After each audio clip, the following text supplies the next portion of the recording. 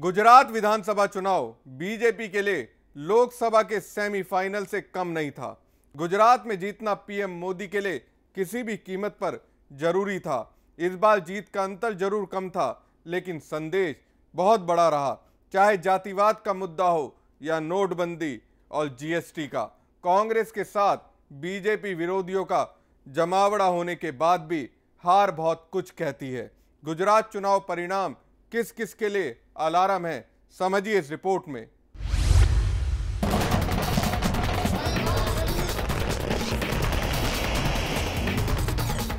बाजी किसी भी तरह कितने ही कम अंतर से हाथ लगी हो, जीत तो जीत है और ये जीत बीजेपी के हिस्से आई। तभी बीजेपी वाले कह रहे हैं जो जीता वही सिकंदर। आंकड़ों के आईने के साथ चुनाव परिणाम के कई मायने सामने आए। कांग्रेस और आधा दर्जन सहयोगियों का सुतली बम फुत्त हो गया। गुजरात की पॉलिटिकल पिच पर 2 दशक बाद भी कांग्रेस हाथ की लकीरों में जीत नहीं लिख पाई। सहयोगियों के साथ कांग्रेस जादुई आंकड़े से पहले ही सिमट गई। मोदी पर गुजरात ने भरोसा कायम रखा और विजय रूपाणी को भी अपना लिया। सीटों के लिहाज से बीजेपी की जीत नजदीकी रही, लेकिन वोट शेयर का फासला दूर का था।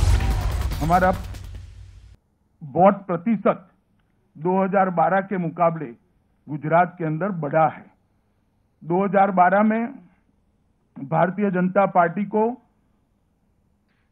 47.85% वोट मिला था और 2017 में अभी तक के जो आंकड़े हैं उससे 49.10% वोट मिला है। इसका मतलब होता है इतने घोर जातिवादी प्रचार के बाद भी भारतीय जनता पार्टी के जन समर्थन में 1.25% की वृद्धि हुई है। जिग्नेश मेवानी और अल्पेश ठाकुर अपनी सीट बचाने में तो कामयाब रहे, लेकिन कांग्रेस ने जो अरमा पाले थे उनको पंख लगने के बजाय पर खच्चे उड़ गए। पहले चरण के मतदान का आकलन करें तो मामला नजदीकी रहा। सौराष्ट्र ने कांग्रेस को काफी सहारा दिया, लेकिन दूसरे चरण में कांग्रेस चकमा खा गई और उसके ही खिलाड़ियों ने खेल खराब कर दिया। मोदी ने मौके को खूब भुनाया और पाकिस्तान के सहारे कांग्रेस पर ही सर्जिकल स्ट्राइक उसी के हथियारों से कर दी। खड़ी होने की कोशिश कर रही कांग्रेस वहीं धराशायी हो गई। जो देश के लोकतंत्र पर दुष्प्रभाव डालते थे, एक जातिवाद, दूसरा वंशवाद और तीसरा वोट बैंक के लिए तुष्टीकरण, तीनों नासुरों को देश की राजनीति से मुक्त करने का एक प्रयास कर रहे थे। और उत्तर प्रदेश के बाद अब गुजरात के चुनावों ने यह सिद्ध कर दिया है कि देश का लोकतंत्र अब लगभग ये तीनों नासुरों से मुक्त होकर पॉलिटिक्स ऑफ परफॉर्मेंस के नए एरा के अंदर एंटर हो रहा है। चुनाव परिणामों ने भविष्य के लिए बहुत कुछ तय कर रखा है। भविष्य बीजेपी का भी और भविष्य कांग्रेस का भी, भविष्य जाति की राजनीति का भी, भविष्य संयुक्त विपक्ष का भी। गुजरात चुनाव के परिणाम उस भविष्य के लिए गर्व का काम करेगा जो 2019 में सामने आएगा। 2019 का चुनाव जब हम लड़ने जाएंगे तब पूरे देश भर के अंदर ये जन समर्थन हमें एक बार फिर से प्राप्त हुआ होगा। 2014 से 2019 के बीच में वो हमारा हौसला बढ़ाएगा और मोदी जी ने जो लक्ष्य रखा है 2022 का न्यू इंडिया की कल्पना देश के युवाओं के सामने रखी है। मुझे लगता है कि हम उसको सिद्ध कर पाएंगे। गुजरात चुनाव में जातिवाद बहुत बड़ा मुद्दा था, इतना बड़ा कि पूरा चुनाव इसी के इर्द गिर्द घूमता रहा। कांग्रेस की पूरी प्लानिंग अतीत को 2017 चुनाव में उतारने की थी। जब 1980 के दशक में कांग्रेस ने सरकार बनाई थी, उस समय कांग्रेस नेता माधव सिंह सोलंकी ने खाम यानी क्षत्रिय, हरिजन, आदिवासी और मुस्लिम फैक्टर को भुनाते हुए राज्य की 149 सीटों पर कब्जा जमाया था। इस बार कांग्रेस ने पाटीदार, दलित, ओबीसी नेताओं को खुलकर या अंदर खाने साथ रखा, लेकिन समीकरण चल नहीं पाया। 30 साल पहले गुजरात में जातिवाद का जहर इतना जहनों में डाल दिया गया था।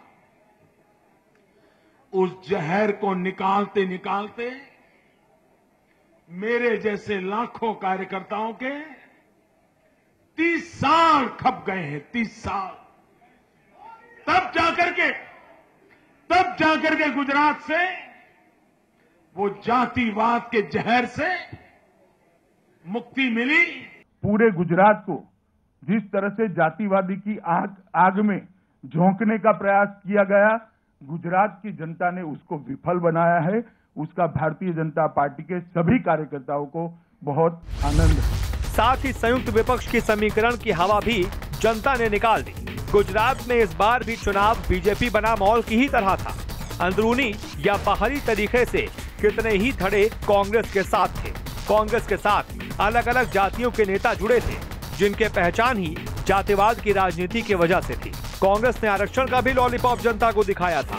इसके अलावा दूसरे दलों के नेता भी कम से कम मौखिक रूप से कांग्रेस के साथ थे और बीजेपी की हार देखना चाह रहे थे। लेकिन बीजेपी बनाम ऑल की लड़ाई भी बीजेपी के ही पक्ष में रही। मुद्दों से भटकाकर जो प्रयास हुआ था, उसका नतीजा यह है कि कांग्रेस के सभी प्रमुख नेता हारे हैं। चाहे वो शक्ति सिंह जी हो, चाहे वो तुषार चौधरी हो, चाहे सिद्धार्थ पटेल हो, चाहे वो अर्जुन भाई मोढवाडिया हो, सारे प्रमुख नेता चुनाव में हारे हैं। ये कांग्रेस के नेतृत्व ने जो आउटसोर्सिंग से चुनाव लड़ने का एक प्रयास किया था, इसका नतीजा है।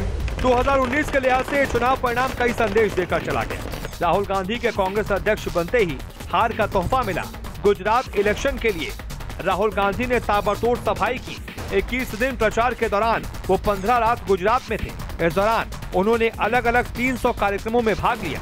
इसमें सबसे ज्यादा 103 स्वागत कार्यक्रम थे।